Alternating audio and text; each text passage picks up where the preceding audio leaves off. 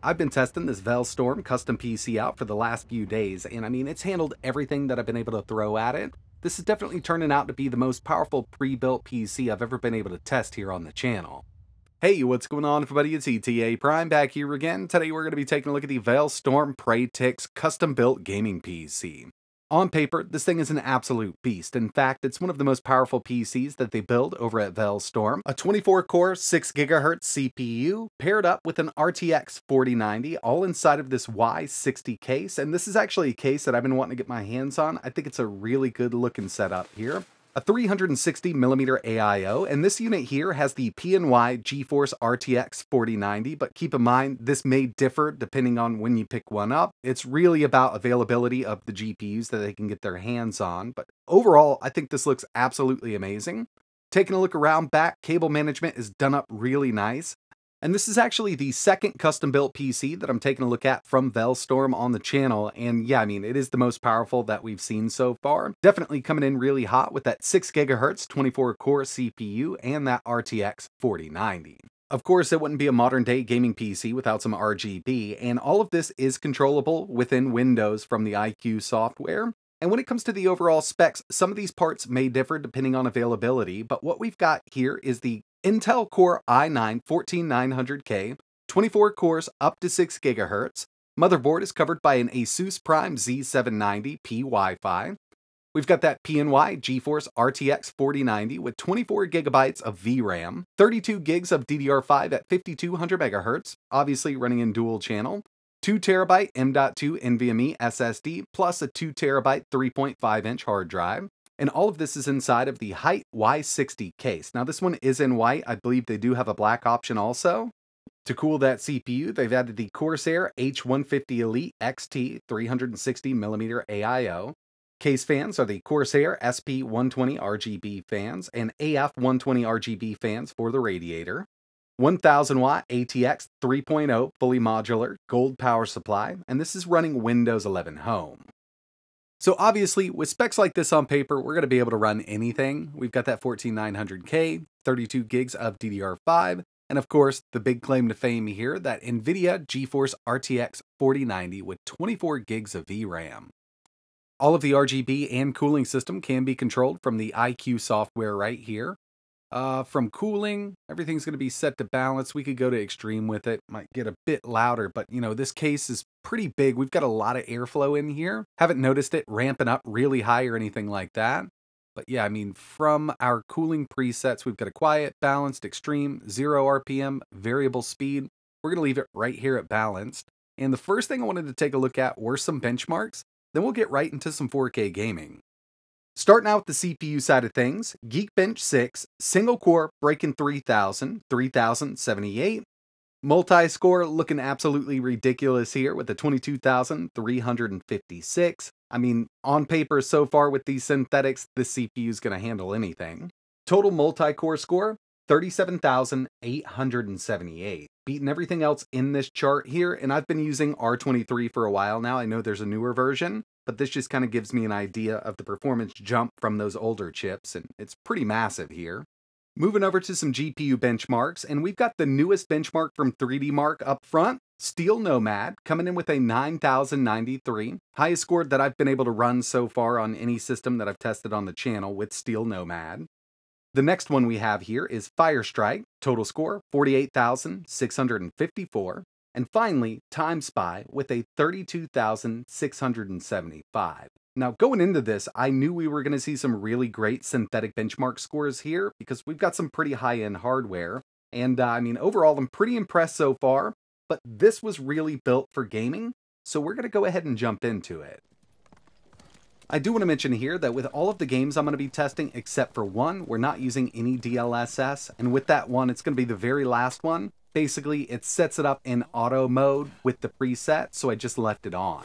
We actually don't need it to get over that 60 mark, but of course, you could get much higher frame rates in all of these games when you pair up Nvidia's technologies with this 4000 series GPU, like FrameGen and DLSS. But I wanted to keep it at that true 4K resolution, maxed out settings to see what we could do. Now the next one we have on the list is Horizon Forbidden West. This one has given me issues on all systems that I run it on.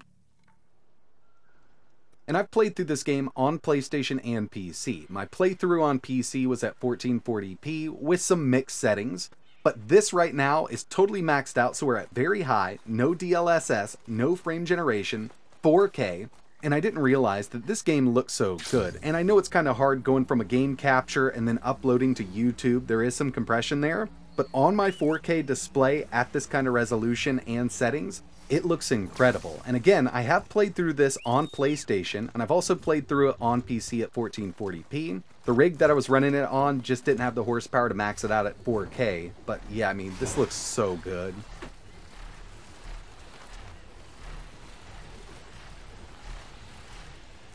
Checking out Red Dead Redemption 2 at 4K maxed out. So with this game, I've never been a big fan of the way their settings are, but we've got a slider, and I've taken that slider all the way over to the right-hand side at 4K with no resolution scaling. And at the end of this benchmark, we had an average of 129 FPS.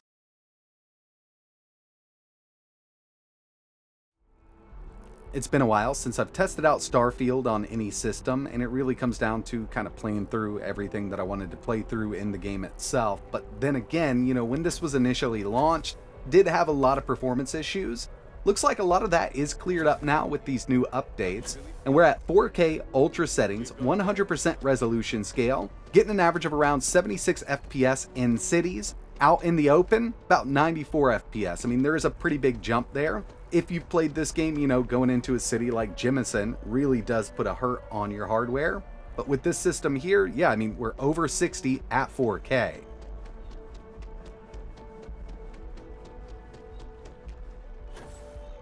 And the final game I wanted to test here was Cyberpunk 2077. We're at 4K, ray tracing set to ultra, and as we know with those presets, it does take DLSS to auto.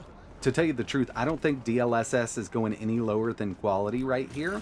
This looks super good. Now, I'm not a huge fan of ray tracing. I mean, on a good monitor with a good system, yeah, if you can run these games with ray tracing on, you can definitely get that awesome look. Lots of sparkles, reflections look absolutely amazing. But personally, I would just set this to ultra with no DLSS. Either way, I kind of wanted to show it off here with ray tracing set to ultra, and we're getting a frame rate over 90 FPS.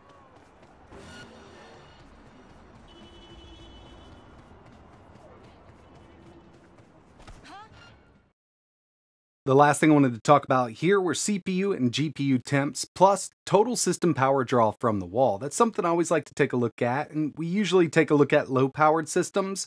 With the RTX 4090 in this thing and that 14900K, it's definitely not a low-power draw system. But while gaming, our average CPU temp was only 61 degrees Celsius, and this thing was pulling around 140 watts while gaming at 4K. Average GPU temps were just a bit higher, sitting at 64 degrees Celsius, so we're nowhere near thermal throttle with this thing.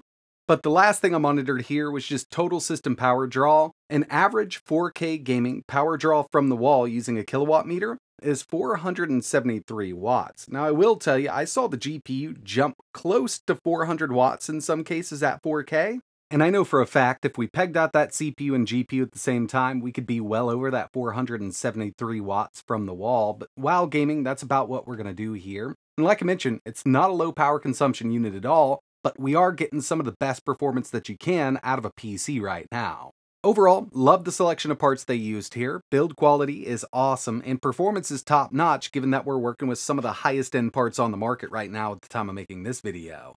That's going to wrap it up for this one. Really appreciate you watching. If you're interested in learning a little more, I will leave some links in the description. And one thing I actually noticed was they also offer an LCD variant of this. The Y60 does have a spot for that LCD panel up front, and you can customize this however you'd like through software. So you can put videos on it, you can put images on it. It's really up to you. I think it's a pretty cool little setup, but remember, you can always add an LCD later on down the road to the non-LCD variant if you wanted to save some money up front. I've also got a code for $100 off over at Newegg. Use code ETAPRIME2 at checkout and you can get $100 off. If there's anything else you want to see running on this machine, just let me know in the comments below. But that's it for this one. Like always, thanks for watching.